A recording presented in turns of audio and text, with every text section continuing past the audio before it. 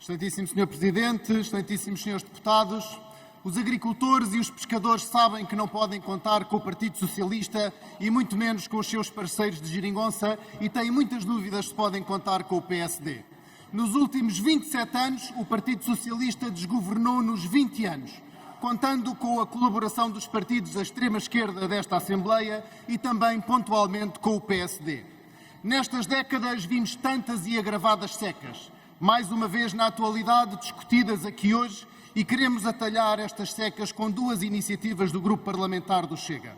Mas também vimos tantas outras calamidades. Os incêndios, a degradação dos solos, a aridez progressiva, a desertificação e o abandono de terras. Tudo isto não são fenómenos novos, são realidades antigas. Todas estas calamidades têm vindo a crescer de ano para ano.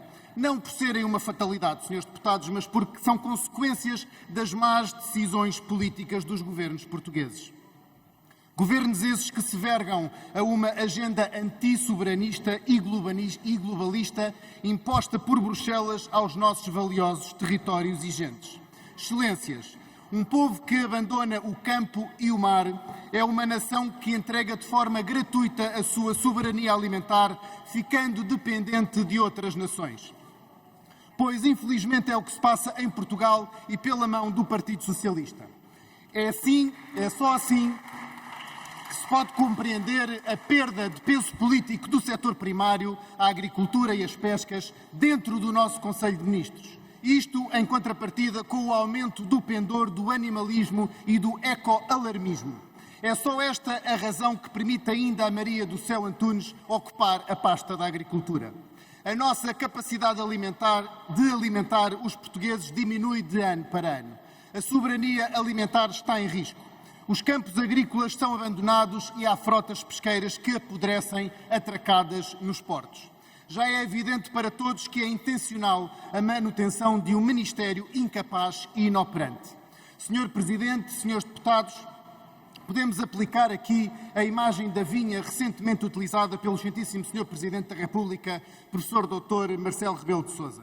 Nesta imagem, de certa forma, também o Sr. Presidente se autorresponsabilizou por não cortar os galhos velhos e secos de onde já não brotam frutos. Não são só os ministros João Galamba, João Gomes Cravinho ou Maria do Céu Antunes, mas é o próprio Primeiro-Ministro António Costa, que deveria ser podado pelo próprio Sr. Presidente da República, que, pelos vistos, percebe da poda. É este governo que precisa de uma poda profunda para permitir que a seiva da esperança possa dar vida aos campos, ao mar e às nossas gentes. Enfim, uma poda de árvores infrutíferas para dar uma nova esperança a Portugal.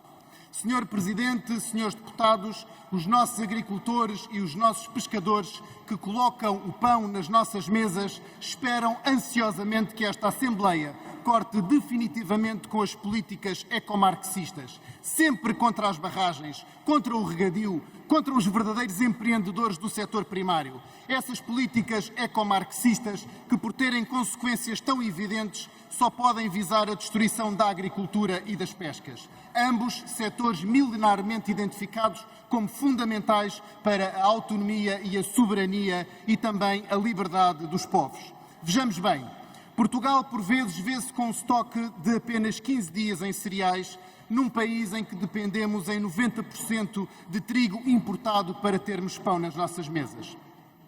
Excelências, o grau de aprovisionamento de trigo nacional está nos 5% e o total de cereais está nos 20%. E só para dar outro exemplo, importamos 40% da carne de porco para as nossas mesas vinda de Espanha. Tudo isto é uma consequência das políticas em vigor que fazem com que o déficit alimentar de Portugal continue a crescer e seja dos mais altos da Europa.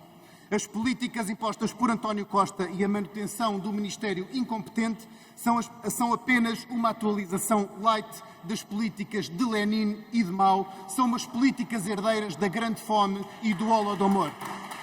Depois da política agrícola comum, António Costa sabe que pela destruição da produção primária quer a escravatura e a dependência do povo e deixar os agricultores a aspirar por uma compensação e por uma asfixia imposta. Mas leiam bem os nossos lábios. Não, o Chega não vai permitir a morte da agricultura e da pesca portuguesas. Muito obrigado.